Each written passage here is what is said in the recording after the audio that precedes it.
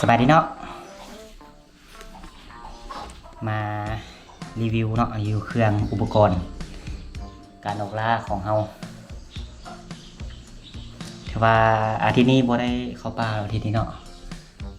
ค่าปัญหาหลายอันเนาะทั้งค่าเวียกแด่ฝนตกแด่แล้วก็เมียบ่สบายได้เนาะให้นอนห้องหมอ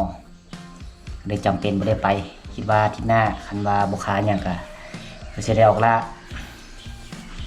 ได้ของดินใหม่มาอันนึงเนาะของนายวิสันที่เราใช้ออกล่ากับมีนี่เนาะอาวุธคู่กายเอารุ่นแท็กติคอลสิให้เบิ้งบ่ได้เนาะมันติดเหลืองเนาะกล้องที่เราใช้นี่ก็มี2รุ่นเลยเนาะคือรุ่นนี้ดีได้รุ่นนี้นะใส่บ่ค่อยเคลื่อนแต่ว่าตัวนี้หันมันเป็นเส้นเล็งขยายตามเนาะคือเขายิงโฟกัสไปเลยเนาะคือเขายิงระยะใกล้ๆแล้วแม่นเขาปรับนี่ตัวซูมขยายตัวนี้เนาะเขาปรับซูมน้อยสำใดมันก็เส้นเล็งมันจะน้อยนำแล้วเขายิงใกล้บ่อยากได้คันยิงใกล้แล้วมันเห็นเส้นเล็งน้อยเรายิงบ่กะบ่ได้เนาะเขาต้องได้ให้ต้นบักไห้ตัวอย่างซูม12เท่า14เท่าเส้นเล็งมันตึงใหญ่จะยิงคักแต่ว่าความดีนี่ก็สุดยอดละตอนนี้เนาะตอนซื้อมาตอนนั้นหัน2 ล้านปลายเนาะ2 ล้าน 5แต่เดี๋ยวนี้เห็นราคา3 ล้านกว่าละใช้ยังดีอยู่เนาะก็สิเปลี่ยนไปเปลี่ยนมากับกองมากู้เนาะกองมากู้มันบ่แพงเลยเนาะ1 ล้านปลายตัวนี้มันบ่แม่นสลิงขยายตามเนาะ4-16 เท่าเนาะสลิงก็ถึงขั้นใหญ่เนาะแต่โอเคละคือเฮาแต่ละคลิปเฮาใส่ตัวนี้แหละเนาะยิงระยะไกลๆยิงคักเนาะเฮาเจียกหอกงามนี่เนาะบางเทื่อมันมาจำจี้ก็มีเนาะจนได้แน่เราตัวนี้เป็นเวทฮันเตอร์เนาะเวทฮันเตอร์ออปติกเนาะ WHI C16 เนาะนาเลน50เนาะนาเลนใหญ่ถือว่าเฮาเบิ่งอันนี้ท่อตัวนี้30ถือว่า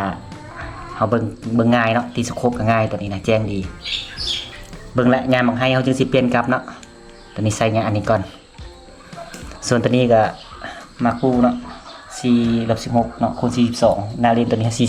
42แต่ว่าเกลียนตัวนี้30คือกันเนาะทอตัวนี้30ก็เบิ่งง่ายอยู่ทอ30ตัวนี้เฮาบ่ค่อยได้ใช้เดี๋ยวนี้พุ่นแหละเฮายามอ้อยมันต้นเนาะสโคปด้านหน้าเอาต่อใส่ตัวนี้เลยเนาะ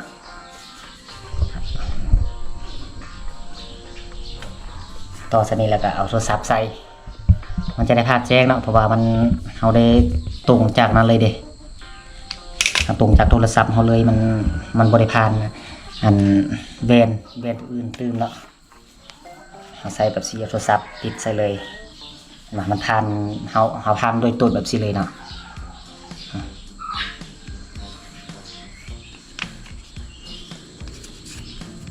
แต่ว่ายิ่งยากพอมันใส่ทางหน้าเขาเนาะแล้วก็ท้ายปืนเขาเอาออกสุดก็มันบ่ปานใดมันยังบ่สุดมันก็เฮายิงยากมีแต่ยิงกองอ้อยที่เฮานั่งอยู่บนเดียวแล้วก็ยิงอยู่จุดเดียวสิได้อยู่เนาะตัวนี้เนาะถือว่าเฮ็ดเองแน่นี่ถือว่าเฮ็ดเองก็บ่แม่นเนาะเฮาก็เอาสโคปเก่ามาดัดแปลงเนาะนี่สโคปข้างที่แก้วตัวนั้นเป็นแก้วใสเป็น2เลนอยู่มันระบบคักเฮาก็เลยดัดเนาะเอาตัวนี้ออกแล้วก็ซื้ออันนี้มาเน็ตใส่เนาะสูบใส่ทึกๆตัวนี้เนาะก็บัดมาเฮ็ดก็อันนี้ก็ประมาณ 45,000 ในท่อ PVC สิซื้อได้นี่เพราะว่าเฮามีเศษท่อ PVC มาเฮ็ดแป้งเฮ็ดก็ได้ซื้ออันนี้มาใส่ซื้อกันเอาสว่านมากึ่งเกี่ยวใส่เนาะแต่ว่าโอเคอยู่สโคปตัวนี้แม่นโอเคได้ขี้ไล่แต่ว่าโอเคเนาะแก้วเนี่ยก็ซุบใส่นี่เอาโทรศัพท์ติดทางข้างเนาะเป็นสโคปด้านข้างเนาะสะท้อนเป็นแก้วใหญ่ได้แก้วนะเพื่อนนึงเนาะได้แค่นั้นเป็นออกสีไฟฟ้า1 แก้วนะออกใสๆแก้วหนารุ่นนี้เลยมันบ่เป็น2 เส้น ปกติเกลียวบ่ดีเลยเป็น2เส้นเนาะได้นำคนเฮ็ด YouTube นำกันเนาะซื้อซองอัน Small Center S เราก็ยังขายอยู่คันว่าสนใจก็ติดต่อเราได้เนาะ Small ภาษาอังกฤษ Small Center เนาะขีด S เราขายหลายรุ่นอยู่รุ่นนี้รุ่นถึกสุดเนาะเดี๋ยวนี้เราขายก็บ่ฮู้เท่าไหร่เนาะประมาณ 4-5 แสนนี่แหละแต่ตอนเราซื้อนั่นบ่ราคาบ่ฮอดนี่เนาะเราก็บ่เอากำไรเด้เราก็แต่สร้างมาให้เราเลยนี่เหลือต้นทุนให้เราซื้อตอนเราสร้างมาอีกถือว่าคุ้มค่าเนาะก็สิบ่ได้ตัวติดแต่ตัวนี้ดอกเนาะก็ได้เฉพาะอันนี้กับแพงตัวนี้ส่วนนี้เราซื้อมาใส่ก็เอาจากสโคปตัวนี้แหละนี่มันติดอยู่ในคางตัวนี้เนาะปาดออกแล้วมาติดเส้นตัวนี้ ดัดเนาะเพื่อจับโทรศัพท์ง่ายแต่บางคนบ่มีตัวนี้ก็เอาเคสเนาะเอาเคสโทรศัพท์มาติดใส่เลยก็ได้แต่ว่าใช้งานดีเนาะเฮาเนี่ยยิงก็ฮอกตอนมืดๆนี่ถือว่าส่องเห็นเลยเนาะมันบ่ได้แม่นมืดเด้แต่ว่าปัญหาส่องให้ก็ฮอกมันสะท้อนมามันสิบ่ปานใดในตอนค่ำเนาะสิมัวๆอยู่แต่ว่าคันแดดดีแดดหยังนี่แม่นสุดยอดเลยถือว่าได้ภาพคมชัดเลยถือว่าใช้ดีเนาะตัวนี้เนาะก็สิใช้ตัวนี้ตลอดเนาะ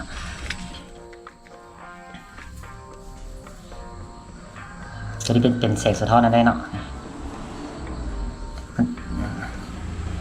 ถ้าใช้โกโปรมันจะเป็นแบบนี้ละคือว่า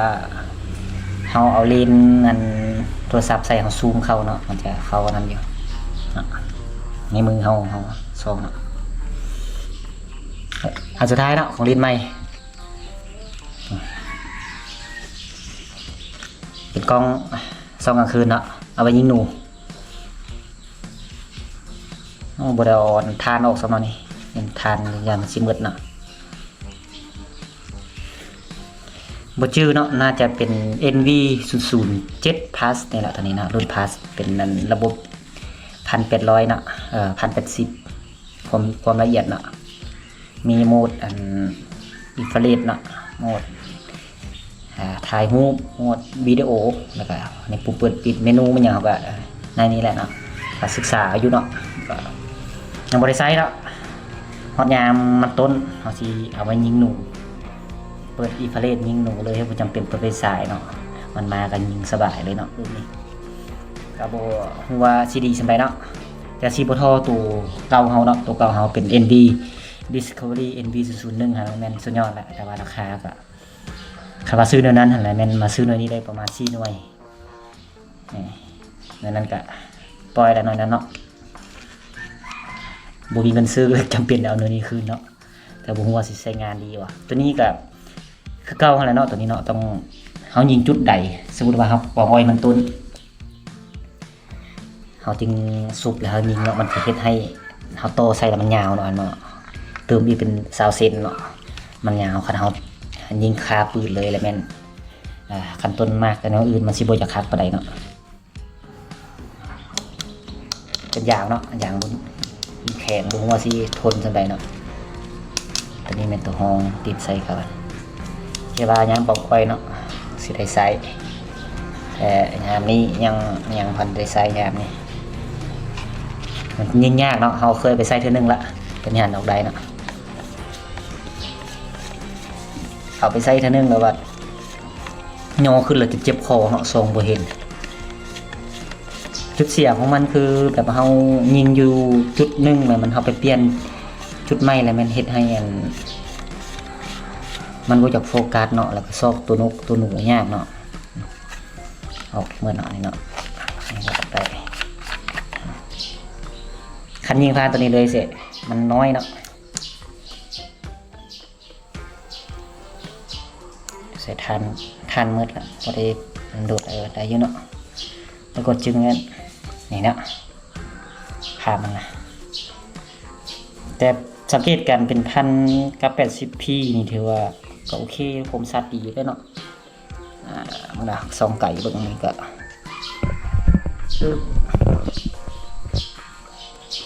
เดี๋ยวปาโฟกัสทั้งรุมเลยเนาะนี่แหละข้อเสียของมันเฮาปาเฮาส่องมันบ่ได้เฮาต้องได้โฟกัสปรับมุมให้มันพอดีเนาะนี่เนาะถือว่าบ่โฟกัสแต่ว่าอยู่ในอันนั้นถือว่าโอเคแล้วเนาะ เอาเบิ่งผ่านอันในกล้องมันนี่แถมแมมให้32 กิกแมมก็ถือว่าให้ค่อนข้างหลายอยู่เลยเนาะ32 กิกนี่พอแห้งเนาะตัวนี้มันบ่แม่นความละเอียดสูงปานใดเลยเนาะในเครื่องตัวนี้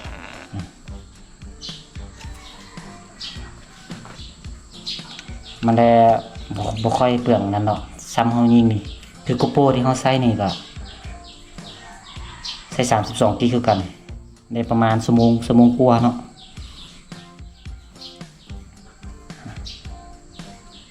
คัน 4K ชั่วโมงประมาณ10 นาทีแต่ว่าคันใช้อัน1080แล้วมันได้อันประมาณชั่วโมงกับ40 นาทีเนาะกล้อง GoPro เฮา32 กิกพอสิซื้อแมมเอาใหญ่มาใส่ GoPro ใหม่ราคามันค่อนข้างสูงก็เลยบ่ทันใส่เนาะท้ายเบิ่งเนาะผลงานตัวนี้คิดว่าประมาณเดือน10เนาะเดือน10ค่อยสิเริ่มกล่องมันต้นช่วงนี้สิสอกต้นมากค่อยแห้งเนาะต้นมากหลายแต่ว่าบ่มีเวลาส่งยามฝนเนาะเวียกหลายเอาครับมีเวียกประจำได้เฮานะอาศัยพักอาทิตย์นึงมื้อนึงเนาะถ้าว่ามื้อนั้นติดภารกิจเนาะไปช่วยเวียกช่วยงานก็สิบ่ได้ออกล่าซับบางไห้ก็เห็นเป็นหลายต้นอยู่บางไห้หัวบางไห้เป็นยามฝนบ่เรื่องบ่ราวเนาะยามฝนครับโอเคเนาะนี่แหละอุปกรณ์เฮาก่อนยังใส่แล้วช่วงนี้ก็ใช้ตัวนี้กับหมอนี่เนาะหมอนี่ขาดบ่ได้อยู่แล้วหมอนี่ตั้งลมไว้ที่ UC 11เนาะสูบเต็มก็ 3,000 เอาบ่กล้าสูบหลายครับเอาเมียนไว้ก่อนเนาะว่าสูบหลายก็สิบ่ปลอดภัยเอาดินปลอดภัยเป็นก่อนเฮาแต่ 3,000 นี่ก็บ่แฮงเนาะเอาไปป่านี่ประมาณยิงประมาณ70-80 บาทนี่บ่แฮงเนาะซ้ำก่อไฮนี่แต่ว่าคันก่อไฮตัวได้เข้าหลายๆก็เอาสูบไปน้ำเนาะก็2บังมือนึงก็บ่ได้เปลืองหลาย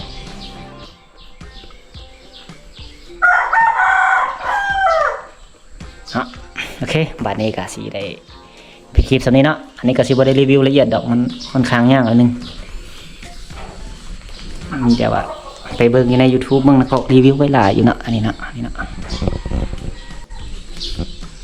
โอเคบัดนี้นะได้ปิดคลิปไว้สำนี้เนาะขอบใจหลายที่เข้ามารับชมเนาะวิดีโอแต่ต้นจนจบสุดท้ายนี้อวยพรใส่ให้ทุกท่านเนาะจงมีสุขภาพแข็งแรงปราศจากโรคภัยไข้เจ็บต่างๆสำเร็จในหน้าที่การงานเนาะเจอกันใหม่คลิปต่อไป